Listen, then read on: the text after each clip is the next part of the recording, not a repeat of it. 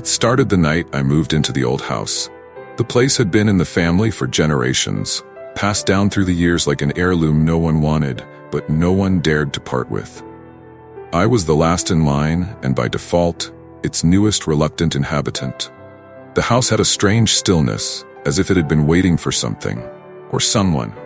The walls were adorned with family portraits, each face staring back at me with an unnerving sense of familiarity. I recognized some of the faces, but others were lost to the distant past.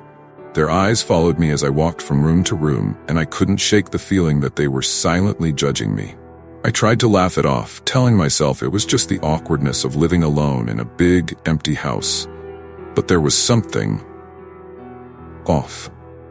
The first night, I unpacked the basics and made myself comfortable in the living room. It was quiet, too quiet.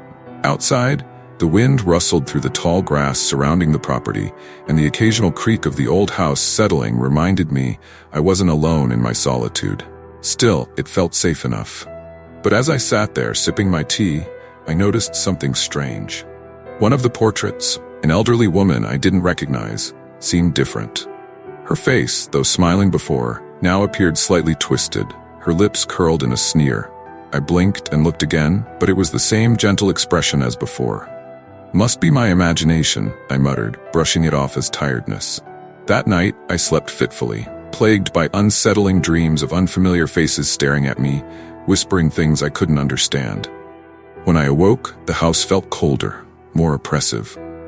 I decided to take a better look at the family portraits. They hung in every hallway, every room, their eyes always watching. Something gnawed at the edge of my mind, but I couldn't quite place it. By evening, my unease had grown. As I passed by the portraits in the hallway, I stopped dead in my tracks. The same woman, the one from the night before, now had a scowl on her face. I leaned closer, my breath catching in my throat. I could have sworn her expression had changed, but that wasn't possible. I was just imagining things. I had to be. The next morning, I was sure.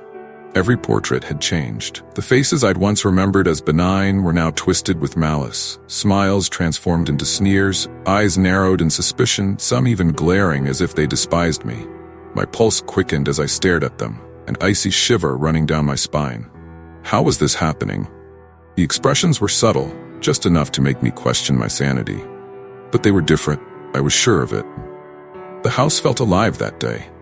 Footsteps echoed down empty hallways, soft but unmistakable. The air had a dense, electric charge to it, as if the walls were watching, waiting for me to acknowledge them.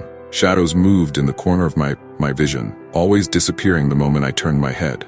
I was being watched. Not just by the portraits, but by something far worse.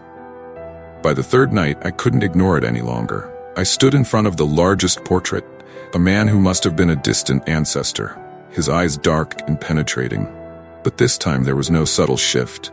His face had completely changed. His eyes burned with anger, his mouth twisted into a vicious grin.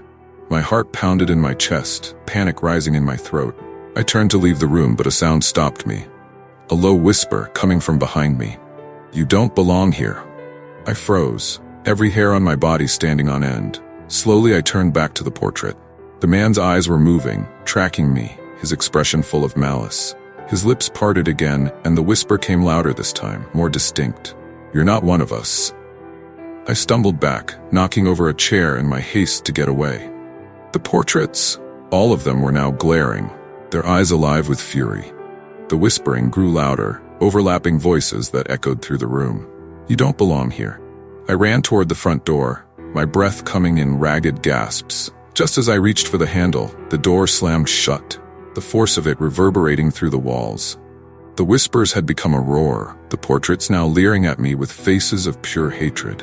Then, the voice came again, but this time it wasn't a whisper. It was a deafening, commanding voice that echoed from the very walls of the house. "Leave, now." Without thinking, I bolted through the back door, not stopping until I was far from the house, the family portraits burning into my mind. I didn't look back, I didn't need to. The house wasn't mine, it never was. And it wanted me gone.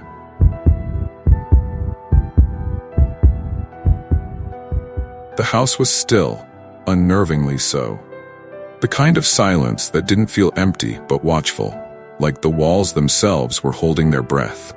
I should have left as soon as I stepped through the front door, felt that prickling sensation in the back of my neck. But this was my new home now. Or at least, it was supposed to be. So I ignored the unease settling into my chest. It was an old house. The floors creaked in ways that seemed a little too unpredictable, and the light from the fixtures flickered, struggling to stay constant. Maybe it was just the age of the place or my own nerves, adjusting to being in a big house alone. I tried to shake off the feeling. There was no reason to be on edge. Still, I found myself drawn to the basement. It sat off to the side of the kitchen, the door heavy, old wood, with the kind of brass handle that felt icy to the touch no matter the temperature. I hadn't even gone down there yet, had no reason to, but now, standing at the edge of the kitchen, I stared at the door as if expecting something to happen. Then it did. A faint creak echoed from beyond that door, the sound of weight pressing against a wooden step. I froze, my mind scrambling to rationalize it. The wind? An old house settling? But then, there it was again. A second creak, followed by a third. Someone, or something, was walking up the basement stairs. I held my breath, every muscle in my body locking into place. The sound grew louder, clearer, each step slow, deliberate, as if whatever was making it wanted me to hear.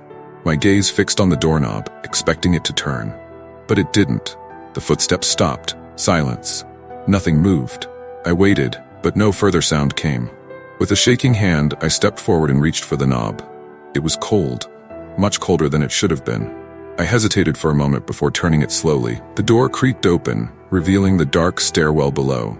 A musty, stale odor wafted up, the scent of untouched air and damp stone. I peered into the shadows but couldn't make out anything beyond the first few steps. "Hello?" I called out, my voice barely above a whisper. No answer, just that thick, heavy silence. I flicked the light switch on the wall, but the bulb hanging from the ceiling at the top of the stairs only flickered once before plunging the basement back into darkness. Typical. Against every instinct, I took a step forward, my foot pressing into the first step.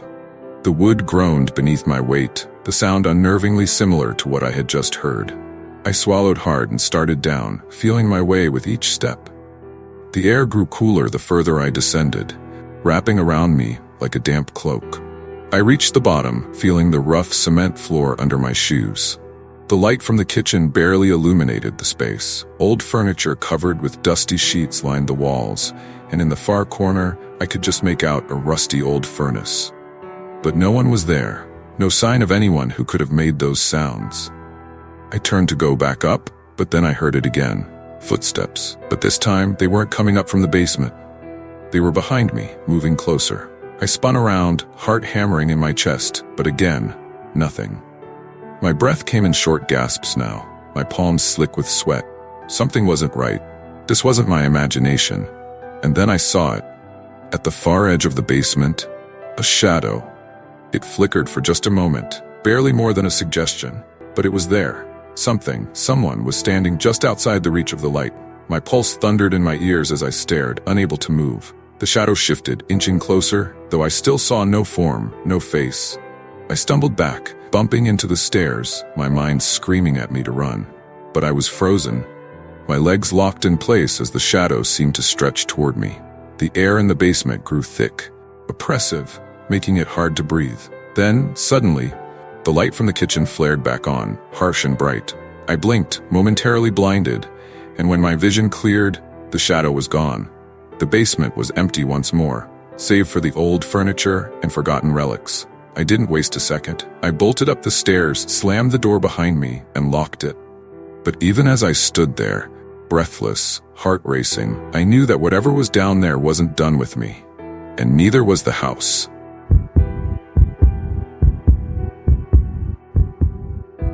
I've never been one to scare easily. Not one for ghost stories or whispers in the dark. But when I was offered the chance to house sit for an old friend out in the woods, I figured it would be a quiet retreat from the noise of the city. That was what I thought, at least. The house was a long drive from anywhere, nestled in a forest so thick you could hardly see the sky between the branches. By the time I arrived, the sun was already sinking behind the trees, casting long shadows across the gravel driveway. The house itself was old, Victorian style, with weathered wood and peeling paint, the kind of place that looked like it had more secrets than stories. Inside, the air was musty, the scent of dust thick in every breath. I found the light switch, and the hallway flickered to life. Or at least, it tried to. The lights above me sputtered and buzzed like a dying insect, casting jagged shadows along the walls. I shook my head and chuckled. Probably old wiring. I'd make do. The first couple of hours passed uneventfully. I settled into the study on the first floor, unpacking some work, and enjoyed the quiet isolation. Every now and then, I'd glance out the window at the wall of trees that surrounded the house. Dark, still, silent. It wasn't until after dinner that I noticed the flickering again. The overhead lights dimmed and flicked as if something were wrong with the power. I sighed and headed for the breaker box in the basement, muttering about faulty wiring as I grabbed a flashlight from the kitchen drawer. The basement was colder than the rest of the house, the air damp and stale. My footsteps echoed as I descended the wooden stairs, and the beam of the flashlight wavered in my hand. When I reached the bottom, I was greeted by silence, deep and oppressive, the kind that seemed to swallow any noise. I found the breaker box against the far wall, but nothing seemed out of place. Everything was in working order. I flipped the switch back and forth, just in case, but the lights upstairs continued their flickering dance. I turned to leave, and that's when I heard it. A soft rustling, like something shifting just behind me. I spun around, the flashlight beam jerking across the basement. Nothing. The silence resumed. I forced a laugh, told myself I was just jumpy, and headed back up the stairs. But as I reached the top, the flickering intensified. Not just in the hallway this time. The entire house seemed to be pulsing with irregular bursts of light. My heart quickened, but I brushed it off, returning to the study, trying to get back to my work. Then came the shadows. Fleeting movements in my peripheral vision, like something darting just out of sight. Each time I turned, nothing was there. Yet the sensation lingered, like eyes watching, waiting. I shook my head. "You're imagining things," I muttered, pushing myself to focus. But the noises grew louder, faint creaks in the floorboards above, a door softly clicking shut in the distance. I stood up, heart hammering, listening intently. Another shadow, this time more defined, slithered along the wall. A dark, twisted shape, but it disappeared the moment I blinked. The flickering lights, the movements, it was all too much. Grabbing my phone, I dialed my friend's number. The line rang, but no one answered. Just static, followed by an eerie whisper. Unintelligible but cold. I hung up immediately, staring at the phone like it had bitten me. Suddenly, the lights went out entirely. The house was plunged into complete darkness. I fumbled for the flashlight, my hands shaking now. The air felt thick, oppressive, like something heavy was pressing down on me. I forced myself to move, step by step, towards the front door, but then I saw it, just as the flashlight flickered to life. A figure standing in the hallway. Tall, its form distorted, shifting as the light danced over it. Its eyes, no, they weren't eyes, just two pits of shadow, staring straight at me. My throat tightened and I couldn't move, paralyzed by the sheer wrongness of the thing before me. And then, in an instant, it was gone. The lights flickered back on, steady now, as if nothing had happened. But the chill remained. I sprinted to the door, flung it open and stumbled into the night air. My breath came in gasps as I stared back at the house, waiting for something, anything, to emerge. But nothing did. As I stood there, trembling in the dark, I knew I wasn't alone in that house. Something had been watching me, waiting, and though I'd escaped tonight, I wasn't sure if it would let me leave again.